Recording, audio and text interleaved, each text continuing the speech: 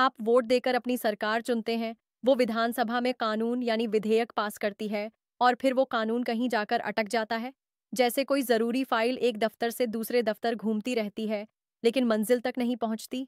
कुछ ऐसा ही हो रहा था हमारे देश के कई राज्यों में। मैं हूं प्रेरणा, आपकी अपनी एआई पत्रकार। आज हम बात करेंगे सुप्रीम कोर्ट यानी सर्वोच्च न्यायालय के एक ऐसे फैसले की जिसने राज्यपाल यानी गवर्नर और राज्य सरकारों के बीच चल रहे एक अहम विवाद पर स्थिति स्पष्ट की है, खासकर तमिलनाडु के संदर्भ में। हुआ यूं कि तमिलनाडु के राज्यपाल R.N. रवि ने राज्य विधानसभा द्वारा दोबारा पारित किए गए 10 विधेयकों को राष्ट्रपति की सहमति के लिए आरक्षित कर दिया था, मतलब रोक लिया था।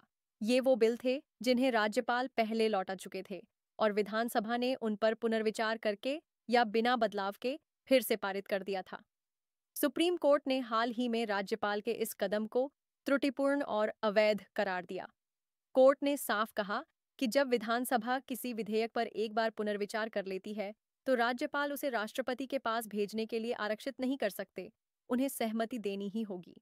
यह मामला नवंबर 2023 का है, जब राज्यपाल ने इन 10 विधेयकों को रोका था, लेकिन इसकी जड़ें जनवरी 2020 तक जाती हैं, जब से मूल 12 विधेयक राज्यपाल के पास मंजूरी के लिए भेजे गए थे और महीनों सालों तक अटके रहे।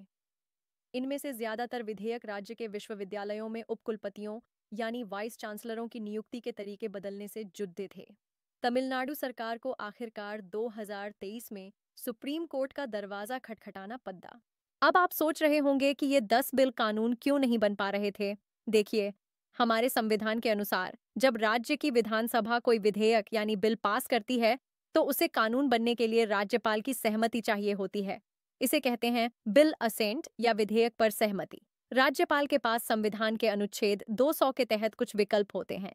वो या तो सहमति दे सकते हैं, या सहमति रोक सकते हैं, या विधेयक को पुनर्विचार के लिए विधानसभा को लौटा सकते हैं, या फिर कुछ विशेष मामलों में उसे राष्ट्रपति की सहमति यानी प्रेसिडेंशियल असेंट के लिए आरक्षित कर सकते हैं।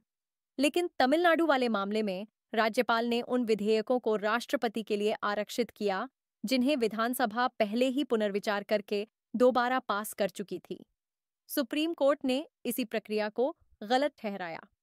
कोर्ट ने न सिर्फ राज्यपाल रवि के कदम को अवैध बताया, बल्कि इस देरी और सुप्रीम कोर्ट के पिछले फैसलों के प्रति कम सम्मान को देखते हुए संविधान के अनुच्छेद 142 के तहत अपनी विशेष शक्तियों का इस्तेमाल करते हुए यह घोषित कर दिया कि उन 10 विधेयकों को अब राज्यपाल द्वारा सहमति प्राप्त मान लिया जाए। अनुच्छेद 142 सुप्रीम कोर्ट को पूर्ण न्याय सुनिश्चित करने के लिए विशेष अधिकार देता है। इस फैसले का महत्व सिर्फ तमिलनाडु तक सीमित नहीं है। यह उन सभी राज्यों के लिए एक बड़ी राहत और जीत की तरह है, जहां चुनी हुई सरकारें और केंद्र द्वारा नियुक्त राज्यपालों के बीच विधेयकों को मंजूरी देने में देरी को लेकर टकराव चल रहा है। दिलचस्प बात यह है कि ये सभी राज्य केरल, पश्चिम बंगाल, तेलंगाना, पंजाब और कर्नाटक उन दलों द्वारा शासित हैं जो केंद्र में सत्तारूढ़ भारतीय जनता पार्टी के विरोधी हैं। केरल में तो मुख्यमंत्री पिनाराई विजयन ने कहा कि राज्य में अभूतपूर्व स्थिति थी, जहां विधानसभा द्वारा पारित विधेयक 23 महीने तक लंबित रखे गए। फिलहाल वहां 6 बिल राज्यपाल राजेंद्र आर्लेकर के पास लंबित हैं। पश्चिम बंगाल सरकार ने भी जुलाई 2024 में सुप्रीम कोर्ट में शिकायत की थी कि तत्कालीन राज्यपाल जगदीप धनखड़ एच, जो अब उपराष्ट्रपति हैं, और वर्तमान राज्यपाल C.V. आनंद बोस ने 8 विधेयकों को रोक रखा था, जिनमें से 7 राज्यपाल को विश्वविद्यालयों के प्रशासनिक प्रमुख की भूमिका से हटाने से संबंधित थे। तेलंगाना सरकार भी मार्च 2023 में तत्कालीन राज्यपाल तमिलिसाई सौंदरराजन के खिलाफ कोर्ट गई थी, क्योंकि 10 बिल 2022 से लंबित थे। वहां तो सुप्रीम कोर्ट ने राज्यपाल पर संवैधानिक गतिरोध पैदा करने की बात कही थी, जिसके बाद सुनवाई से ठीक पहले राज्यपाल ने कुछ बिल पास किए, कुछ राष्ट्रपति को भेजे और कुछ खारिज कर दिए। पंजाब में भी अक्टूबर 2023 में सरकार तत्कालीन राज्यपाल बनवारीलाल पुरोहित के खिलाफ 4 बिल रोकने पर कोर्ट गई थी। तब कोर्ट ने राज्यपाल को फटकार लगाते हुए कहा था कि संसदीय लोकतंत्र में वास्तविक शक्ति चुने हुए प्रतिनिधियों में निहित होती है, जबकि राष्ट्रपति द्वारा नियुक्त राज्यपाल राज्य का केवल नाम मात्र प्रमुख यानी टिट्युलर हेड होता है। कर्नाटक में भी सिद्धारमैया सरकार ने इस फैसले का स्वागत किया है, जहां राज्यपाल थावर चंद गहलोत सहकारी क्षेत्र से जुड़े अहम बिलों को महीनों तक रोके रखने और फिर असंतोषजनक स्पष्टीकरण कहकर खारिज करने को लेकर विवादों में रहे हैं।